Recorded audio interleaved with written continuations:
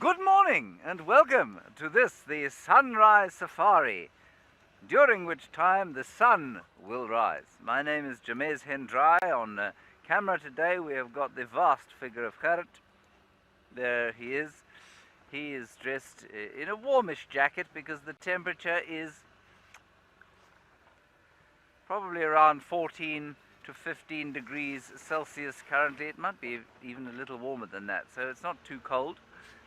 Here on the western fringes of the Great Kruger National Park, where we find ourselves, well, we've got a spectacular sighting here in the tree of about, I'd say, 30%, no, 25% of a steenbok. There it is.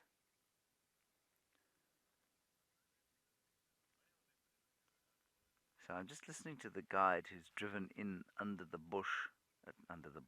tree where this carcass is, because we can't go in there. It is on the reserve next to us. And the chap who has just driven in there is indicating that the leopard is not in attendance.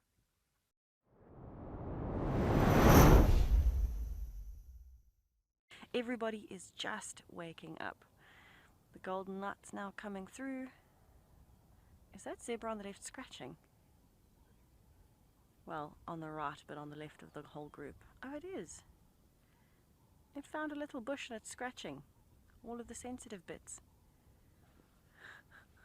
It's a good place to be scratching, you know. It's very tough to get to those areas.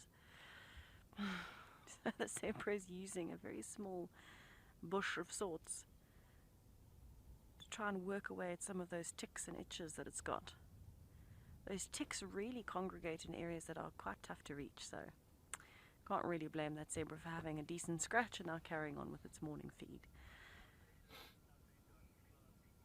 It is always a lot of fun to spend time with zebras, especially in the mornings. This morning they're looking quite calm, but maybe when it warms up a bit now that the sun is up, maybe now they might get a bit more energy. Zebras are super social, so when they do want to have a play, they have a really good play.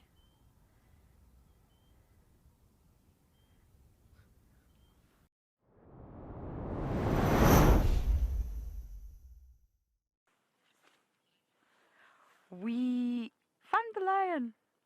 We got lucky. She is against the fence line, I'm afraid, everyone. And unfortunately, animals just love fence lines, and there's really not much we can do about it. Madikwe is so huge, we don't always see animals against the fence line, but this is the eastern fence line, and this lioness, I don't know what she's up to, but she's up to something. I don't know if she sees something or smells something, but she's very much pacing up and down the fence line.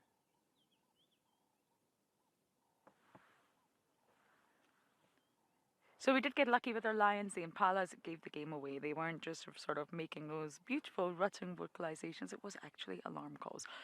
Impalas are pretty reliable, just like James was talking about animals that are reliable. Impalas really, for me, are one of the most reliable animals out here. For humans to interpret, I think I need to add that onto the sentence, because sometimes your baboons will be alarming all along the Madikwe River, and you know that they see something, but it's along the river, and they could be looking on the Madikwe side, they could be looking on the Makanyani side, they could be looking along the river. So although it's accurate, and they definitely see something, we don't necessarily have that ability to find it. I don't know what our lioness is up to. She's gone off and she's now coming back to see what is happening on the other side of life. This is the one that has really full mammary glands, suckle marks. So she's obviously a mother. The cubs haven't been seen. No lion cubs have been seen. I don't know what she's looking for. She's one of the beautiful lionesses that we have spent time with before. I don't know if she can hear something, if she can smell something. But I was hoping for the whole pride today, and obviously we've only got her. She did go off into the block and have an explore, and now she's come back. I don't know what it is that's piquing her interest. She can probably smell something or hear something, because we can't see anything.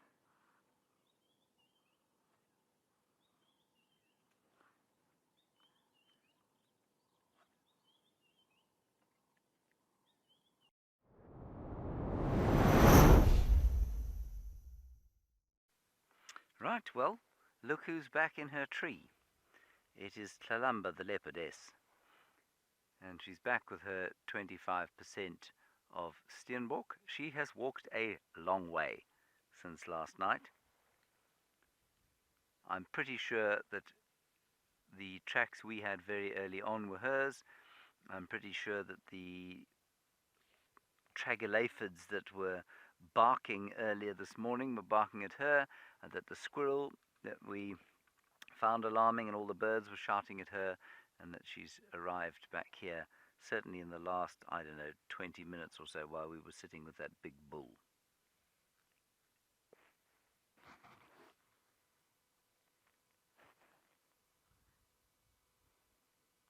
And for those of you who haven't been around, or perhaps you're a new viewer, this leopardess killed the Steenbok 2 afternoons ago,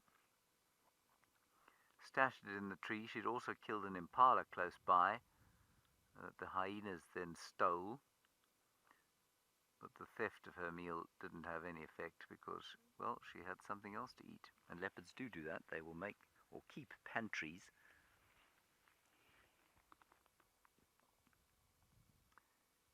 Yeah, there's not a lot left of that chap.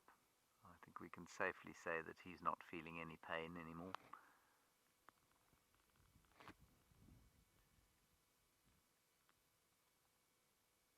Ah.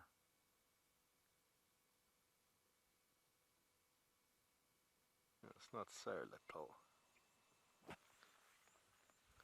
There's the youngster is just behind her there. You can see it through the bushes. I think it's the youngster anyway. I think it's actually quite a big animal on the other side. Yeah, that's another female. Those are 2 adult females.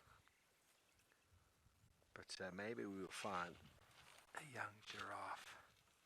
She is loving eating the tambuti, which, you know, is a poisonous plant. There's 2 of them, both feeding on the same tree. Okay, so she's moved. Maybe we will get a baby giraffe coming out in the open. There we go. She can walk on the other side. And now this one's going to come and say hello. Where's your baby? Well, everybody, we do thank you for joining us this morning on this lovely sunrise safari from all of our wonderful locations. It's been wonderful hosting you. Thank you for your questions, your comments. We will be live from all of our wonderful locations, same time, same place this afternoon. We look forward to seeing you there. Until then, have a wonderful Thursday, and catch you in the afternoon. Goodbye.